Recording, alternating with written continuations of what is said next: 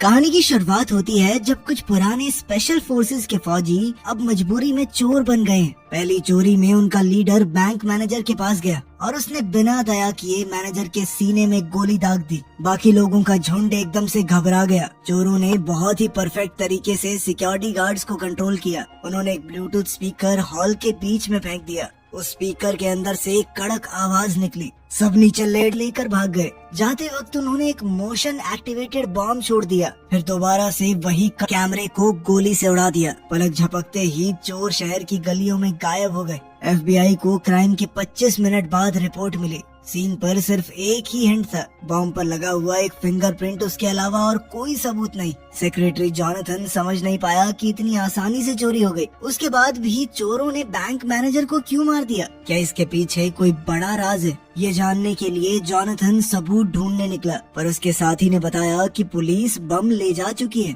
Police ढूंढने के लिए और उससे सीधा पूछा कि ये FBI का केस है, इसमें टांग क्यों उड़ा रहे हो तुम? और जो भी सबूत मिले हैं उन्हें मेरे हवाले कर दो। ये सब सुनकर ब्रायन थोड़ा घबरा गया। आज से करीब 5 साल पहले जेम्स और उसकी टीम ने कॉलेज के कुछ स्टूडेंट्स को किडनैप करके फिरौती की मांग की और फिर जब टाइम पे पैसे नहीं मिले तो सबको मार दिया। फिर फौज की एक दूसरी यूनिट गई और उन सभी बागी कमांडोज को मौत के घाट उतारा। और अब जेम्स के परिवार में उसका छोटा भाई रेंजर ही बचा है। पुलिस को लगा कि जब जेम्स और उसकी टीम मर चुकी है तो जरूर रेंजर ने ही ये क्राइम किया होगा और किसी हाईटेक टेक्निक से उसने जेम्स का फिंगरप्रिंट वहाँ लगा दिया। पर तभी एजेंट वेल्स खबर लेकर आया कि चोरी के टाइम पर रेंजर को एक दुकान में देखा गया है, इसीलिए हम उसे अरेस्ट नहीं कर सकते क्योंकि एक आदमी 2 जगह पे तो हो नहीं सकता। जॉनथन समझ गया कि चोर जरूर उन्हें भटकाने की कोशिश कर रहे हैं, क्योंकि जिस तरह ये चोर काम कर रहे हैं वो स्पेशल फोर्सेस के हो ही नहीं सकते, क्योंकि कभी भी स्पेशल फोर्सेस वाले अपना फिंगरप्रिंट छोड़ के तो नहीं जाएंगे। दूसरी चोरी हो गई। इस बार चोरों ने बैंक मैनेजर के घर वालों की जान लेने की धमकी देकर उससे बैंक का सेफ खुलवाया था। मैनेजर ने ईयरपीस पहना और बैंक के अंदर गया। मैनेजर ने डर के मारे सब लोगों को ब्रेकफास्ट करने भेज दिया और फिर तिजोरी खोली। काम होता देखकर चोर बैंक की तरफ बढ़े और जैसे ही चोर बैंक में घुसे उनका सामना एक फीमेल एम्प्लॉय से हो गया जो वहाँ से जा ही रही थी। डर के मारे वो अलार्म बजाने जा ही रही थी पर मैनेजर ने उसे रोक दिया। चोर ने फिर से स्पीकर से वही आवाज चलाई और पूरे बैंक को अपने कंट्रोल में ले लिया। पर इस बार उन्होंने पैसे नहीं बल्कि सेफ में रखे हुए कुछ डॉक्यूमेंट्स लिए। और सबसे अजीब बात तो ये थी कि उन्होंने घायल गार्ड को भी ठीक करवा दिया। उस फीमेल एम्प्लॉय से उसकी मरहम पट्टी करवा दी। इससे लग रहा था कि वो बिना बात लोगों को नहीं मारते, तो फिर पहली चोरी में मैनेजर को क्यों मारा? थोड़ी देर बाद ही जवाब मिल गया। बारिश में तीसरा मैनेजर ऑफिस जाने वाला है, तभी एक चोर ने उसकी गाड़ी का दरवाजा खोला, उसे बहुत जोर से बाहर खींचा और गीली सड़क पर फेंक दिया। मैनेजर कुछ समझ पाता उससे पहले ही एक चाकू उसकी गर्दन में घुसा दिया गया। खून धीरे धीरे बारिश के पानी में रिसने लगा। चोरों ने उसकी तकलीफ देखकर भी बिल्कुल दया नहीं दिखाई, मानो उनका कोई पुराना बदला पूरा हुआ हो। बैंक के मालिक जेफरी को पता चला कि उसकी 2 ब्रांचेस लूट ली गई हैं। $3 मिलियन इतने बड़े बैंक के लिए कोई बड़ी रकम नहीं थी। पैसों से ज्यादा उसे डॉक्यूमेंट्स की चिंता हो रही थी, क्योंकि उनके अंदर जेफरी का एक बहुत बड़ा राज छुपा हुआ है। 2 बैंक्स में लगातार चोरी के बाद सेक्रेटरी जॉनथन बहुत परेशान हो गया। उस फिंगरप्रिंट के अलावा चोर कोई दूसरा सुराग छोड़कर नहीं गए थे। उसको सबसे ज्यादा परेशान बस ये बात कर रही थी कि चोर एक बैंक में मैनेजर को मार गए, वहीं दूसरे में घायल सिक्योरिटी गार्ड को भी बचा लिया। ये उल्टा सीधा बर्ताव देखकर जॉनथन सोच में पड़ गया कि जरूर इस केस में कोई तो राज छुपा है जिसके लिए ये चोर इस हद तक जा रहे हैं। इसके बाद जॉनथन ने बचे हुए बैंक मैनेजर से पूछताछ की। उसे लगा नहीं था कि मैनेजर कुछ खास बता पाएगा, पर मैनेजर ने एक नया सुराग दे दिया। जॉनथन ने पूछा कि क्या बैंक का मालिक जेफरी यहाँ अक्सर आता है। मैनेजर ने बताया कि जेफरी एक बहुत ही अमीर आदमी है। उसके नाम पर देश भर में लगभग 3000 बैंक की ब्रांचेस हैं। उसके पास इन छोटी मोटी ब्रांचेस में आने का टाइम नहीं है। हमारी सबसे बड़ी ब्रांच में भी वो साल में शायद 1 या 2 बार जा पाता है, तो इतनी छोटी ब्रांच में आना बिल्कुल भी नॉर्मल नहीं है। पर अजीब बात ये थी कि जेफरी हर रोज इस छोटी ब्रांच में आ रहा था, वो भी बिल्कुल क्लोजिंग टाइम पे। वो खुद तिजोरी को चेक भी करता। ये सुनकर जॉनथन को तुरंत लगा कि इसमें कुछ तो गड़बड़ है। फिर एक कलीग ने हिला देने वाली खबर दी। चोरी किए गए नोटों का सीरियल नंबर ट्रैक करने से पता चला कि वो $3 मिलियन किसी चैरिटी को दान कर दिए गए हैं। इतनी बड़ी जानकारी पुलिस चीफ ब्रायन ने फिर से जॉनथन को नहीं बताई। जॉनथन को इस बात पर बहुत गुस्सा आया। उसने नए एजेंट वेल्स को ब्रायन के साथ मिलकर इन्वेस्टिगेशन करने का ऑर्डर दिया। टेक्निकल डिपार्टमेंट ने एक गोली के ऊपर मिले फिंगरप्रिंट से कंफर्म किया कि ये भी जेम्स का ही है। जॉनथन सोच में पड़ गया कि एक मरा हुआ आदमी जिंदा कैसे हो गया, लेकिन अब तो दोनों जगहों पर ऐसी चीजें मिली हैं जिसमें जेम्स के फिंगरप्रिंट हैं। अब वो सोच में पड़ गया कि उस पुराने किडनैपिंग वाले केस में जरूर कुछ बात होगी। साथ ही जॉनथन ने अपने एक साथी से कहा कि जेफरी के ऊपर अच्छे से नजर रखो और इसका कच्चा चिट्ठा निकालो पूरा। अगले दिन बैंक मैनेजर के फ्यूनरल पर जेफरी भी वहाँ पहुँच गया और उसके साथ ही उस एरिया का नेता भी। तो छोटी ब्रांचेस के मैनेजर्स की मौत पर इतने बड़े लोगों का आ जाना बहुत अजीब है। जॉनथन के साथ ही स्टॉकवेल ने ये पूरी बात उसे बताई। इस तरह की चीजें देखकर जॉनथन का शक बढ़ने लगा। वहीं ब्रायन मजबूरी में वेल्स के साथ इन्वेस्टिगेट कर रहा था। उन्हें एक गवाह मिल गया, ज्वेलरी शॉप का सिक्योरिटी गार्ड। उसकी आदत थी कि अगर कुछ गड़बड़ लगे तो वो गाड़ियों का नाम चला कि ये गाड़ी रेंजर की है।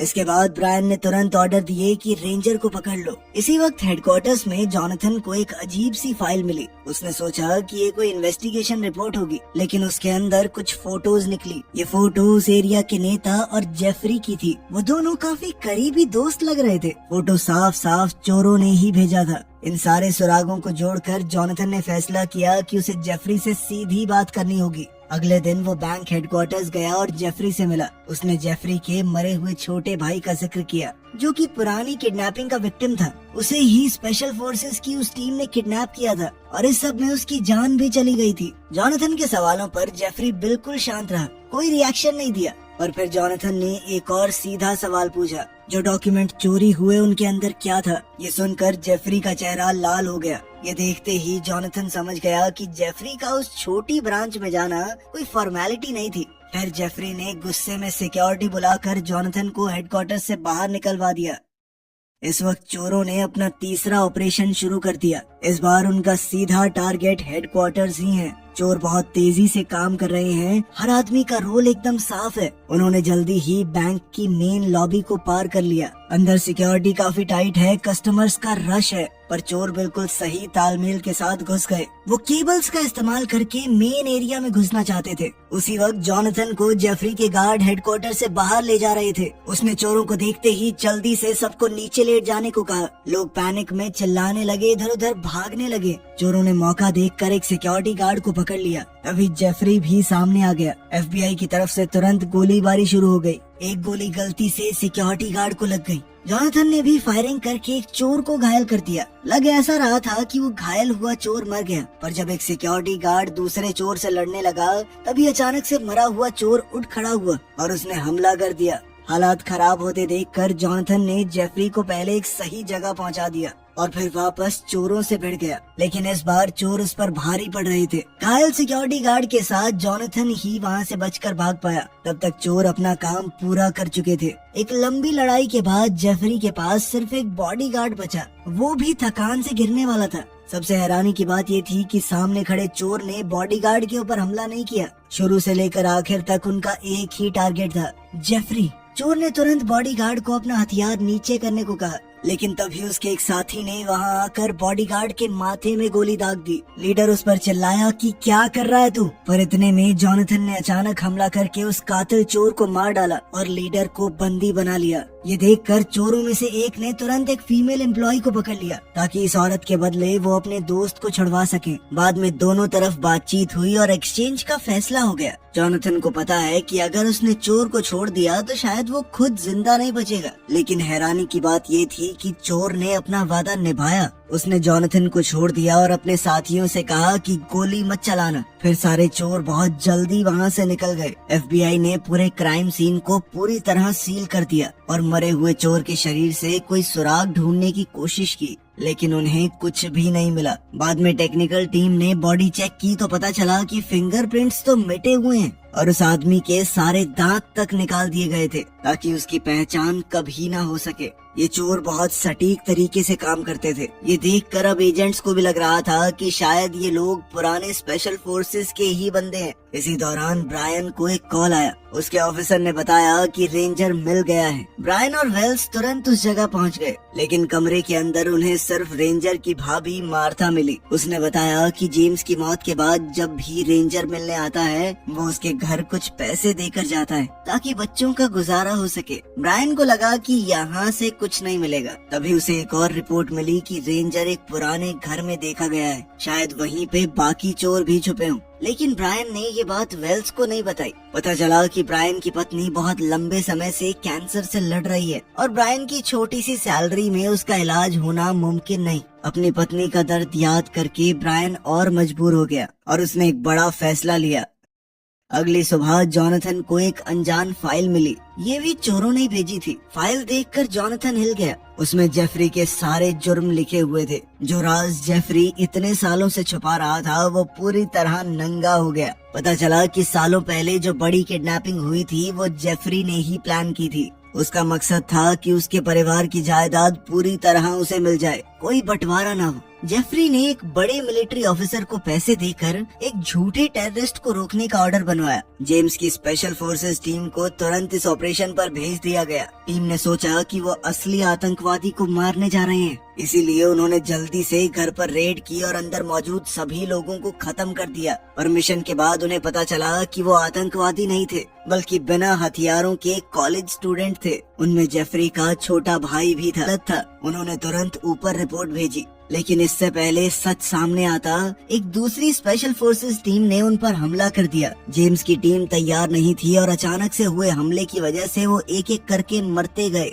जेफरी के भाई के मरने के बाद पूरी जायदाद उस अकेले को मिल गई। उसने फौज के कुछ अफसरों को बहुत सारे पैसे खिलाकर जेम्स और उसकी टीम को गद्दार घोषित करवा दिया ताकि उसका क्राइम छुप जाए। अपने प्लान को परफेक्ट बनाने के लिए जेफरी ने पहले ही जेम्स की टीम के 3 आदमियों को खरीद लिया था। 2 वो बैंक मैनेजर्स थे जो चोरों ने बाद में मार दिए और तीसरा वो नेता जो जेम्स के अंतिम संस्कार पर आया था। इन तीनों ने मिशन वाले दिन कुछ न कुछ बहाना लगा के छुट्टी ले ली और बाद में अपने ही साथियों के खिलाफ गवाही दी। जेम्स की टीम के खत्म होने के बाद जेफरी ने इन तीनों को अपनी टीम में लिया। एक को नेता बना दिया और 2 को बैंकिंग सिस्टम में डालकर मैनेजर। इसीलिए इन तीनों का रिश्ता इतना गहरा था। जेफरी को लगा था कि उसका राज जिंदगी भर दबा रहेगा। वो इतने समय से एक अमीर और ताकत भरी जिंदगी जीता रहा, लेकिन ये पक्का करने के लिए कि उसके साथ ही उसे धोखा ना दें, उसने सबूत छुपा कर रखे थे जो अगर सामने आए तो सब पकड़े जाएंगे।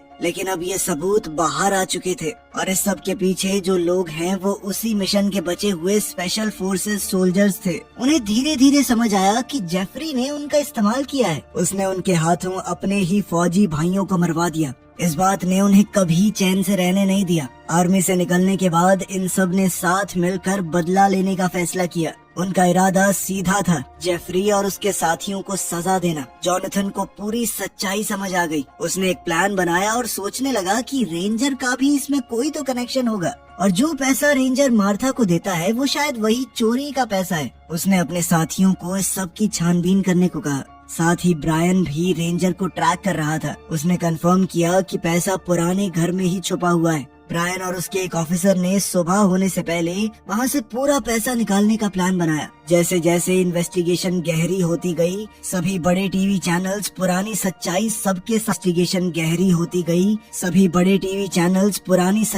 सबके सामने दिखाने लगे। जेम्स और उसकी टीम पर जो जुल्म हुआ था वो साफ हो गया। जेफरी ने जब ये खबर देखी तो वो समझ गया कि उसका बुरा समय शुरू हो चुका है। वो जल्दी जल्दी सामान बांधकर भागने की तैयारी करने लगा। जॉनथन ने भी उसका प्लान समझ लिया। उसने अपने साथी वेल्स से कहा कि जेफरी के नाम पर अगर कोई प्लेन बुक्ड हो तो उसकी जांच करो ताकि वो यहाँ से भाग न सके। दूसरी तरफ जॉनथन खुद उस बार में गया जहाँ जेम्स की गर्लफ्रेंड काम करती है। उसे शुरुआत से ही शक था कि जेम्स जिंदा है। सुबह सुबह ब्रायन अपने साथियों से मिलने गया। एन मौके पर उसका मन बदल गया। उसने अपने दोनों साथियों से कहा कि छोड़ो ये सब, ये नहीं करते। और उसके साथ ही पैसों के लालच में अंधे हो चुके थे। उन्होंने ब्रायन की बात बिल्कुल नहीं। जेम्स मिल गया। सामने जिंदा खड़े जेम्स को देखकर उसका शक सच में बदल गया। फिर वो जेम्स को FBI हेडक्वार्टर्स में ले गया और पूछताछ शुरू हुई। सारे सुराग देखकर जॉन ने अंदाजा लगाया कि शायद बदला लेने के लिए जेम्स ही चोरों का हेड बन गया, लेकिन जेम्स ने इस बात से साफ इनकार कर दिया।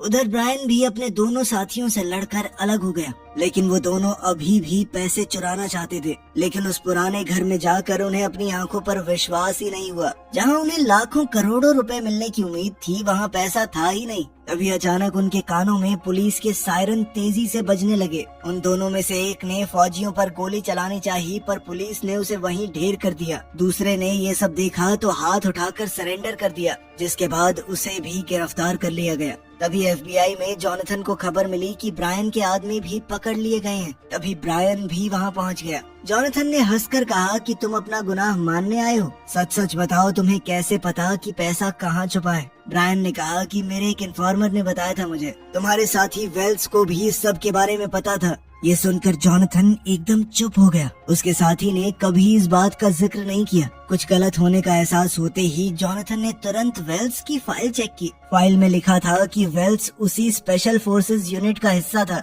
जिसे जेफरी ने इस्तेमाल किया था। मिशन के बाद वेल्स ने अचानक आर्मी छोड़कर FBI ज्वाइन कर ली। जॉनथन को अब सब कुछ समझ आ गया। वेल्स को तो शुरुआत से सब कुछ पता था। उसने ही अपनी पावर का गलत इस्तेमाल करके चोरों को सुराग दिए ताकि वो जेफरी से बदला ले सके। यानी कि वही असली मास्टरमाइंड चोर है। अब पूरा सच सामने आ गया था। जॉनथन ने तुरंत वेल्स को पकड़ने का ऑर्डर दे दिया। पुलिस गाड़ियां तेजी से उसे पकड़ने निकल पड़ी। उधर स्टॉकवेल ने जेफरी की लोकेशन का पता लगा लिया था। दोनों जेफरी को पकड़ने गए पर देर हो गई। जेफरी हेलीकॉप्टर लेकर भाग चुका था। चोरों का बदले का प्लान पूरा नहीं हो पाया। ये देखकर वेल्स अपने गुस्से पर काबू नहीं रख पाया। वो धड़ाधड़ हेलीकॉप्टर पर गोलियां चलाने लगा। ये देखकर स्टॉकवेल कहने लगा, तू पागल हो गया है क्या कर रहा है? वो बोल ही रहा था कि इतने में वेल्स के सभी साथी बंदूकें लेकर वहाँ आ गए। ये देखकर तो स्टॉकवेल भी समझ गया कि असल मास्टरमाइंड वेल्स ही है। वो हर तरफ से घिर चुका था, फिर भी उसने पूरा जोर लगाया। उसने लड़कर अपने आसपास के चोरों को गिरा दिया और वेल्स को जमीन पर फेंका। उसके धोखे से स्टॉकवेल को बहुत गुस्सा आ रहा था और वो गुस्से में उसे पीटने लगा।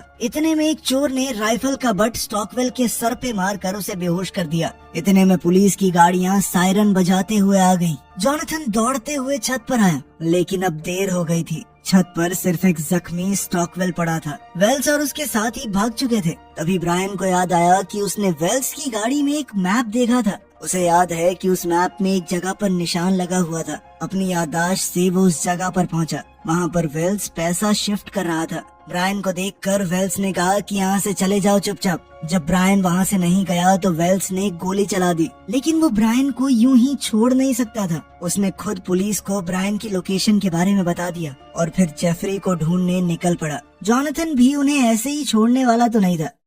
कुछ महीने बाद उन्हें मेक्सिको में जेफरी का पता लग गया। जॉनथन को यकीन था कि वेल्स भी यहीं होगा। वो अकेला ही उसे ढूंढने निकल पड़ा। जब दोनों दोबारा मिले तो जॉनथन की आंखों में वेल्स के लिए दया, गुस्सा, दर्द सब कुछ मिला हुआ था। वेल्स ने जॉनथन को बताया कि इतने सालों से हम अंदर ही अंदर मर रहे थे। उस मिशन वाले वक्त मुझे लगा था कि कुछ तो गड़बड़ है, लेकिन एक फौजी को अपना दिमाग बंद करके सीधा ऑर्डर्स फॉलो करने पड़ते हैं, यही हमारा फर्ज है। लेकिन उस दिन की हुई गलती ने मुझे कभी चैन से सोने तक नहीं दिया। जब उनका मिशन आगे बढ़ा तो वेल्स के दिल का डर और ज्यादा बढ़ गया। आखिर में सिर्फ जेम्स जिंदा बचा था। जेम्स की आंखों में डर देखकर वेल्स को पूरी तरह यकीन हो गया कि उसका शक बिल्कुल सही था। उन सबको ऊपर वाले लोगों ने इस्तेमाल किया था। सच जानने के बाद वेल्स और उसके साथियों ने जेम्स की लाश उठाने का नाटक किया और कम से कम उसे बचा लिया। लेकिन बेचारे जेम्स के पास जिंदा रहकर भी बचा क्या? वो अपनी पहचान तक खो बैठा। जो आदमी अपने देश के लिए जान देने को तैयार था,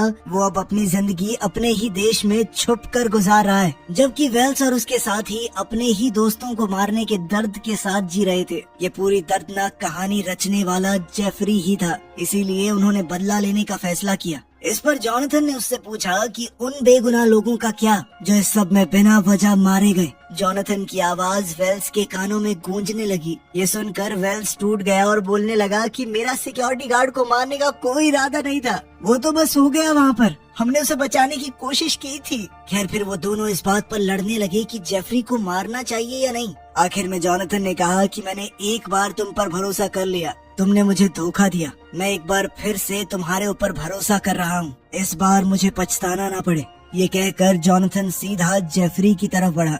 जेफरी को अपने किए का कोई पछतावा नहीं था, बल्कि वो तो अब भी घमंड से हंस रहा था। जेफरी को अब भी ये समझ नहीं आ रहा था कि उसके साथ क्या होने वाला है। उसे लगा कि मेक्सिको आकर वो सेफ हो गया। उसने जॉनथन को धमकी दी कि अगर तुमने मुझे नुकसान पहुंचाया तो तुम भी एक गुनहगार बन जाओगे, लेकिन जॉनथन को इससे कोई फर्क नहीं पड़ा। उसने अचानक हमला करके जेफरी के पेट में चाकू घोंप दिया। लोग ये नजारा देखकर भागने लगे। जेफरी के बॉडीगार्ड ने अपने बॉस को घायल देखकर बंदूक निकाली, लेकिन वेल्स ने पहले ही उसे देख लिया और गोली मार दी। फिर जॉनथन ने अपनी बंदूक वेल्स पर तान दी। अब दोनों एक दूसरे पर बंदूक ताने खड़े थे, लेकिन वेल्स ने अचानक से बंदूक नीचे कर ली और मुड़कर चलने लगा। उसने अपनी किस्मत जॉनथन के हवाले कर दी कि जिंदा छोड़ना है तो छोड़, मारना है तो मार। उसके दिल पर जो बोझ इतने सालों से था वो आज उतर गया और जॉनथन ने भी उसे दूर जाते देख अपनी बंदूक नीचे कर ली। वीडियो पसंद आई तो लाइक कर देना, चैनल को सब्सक्राइब कर लेना। मिलते हैं अगली वीडियो में।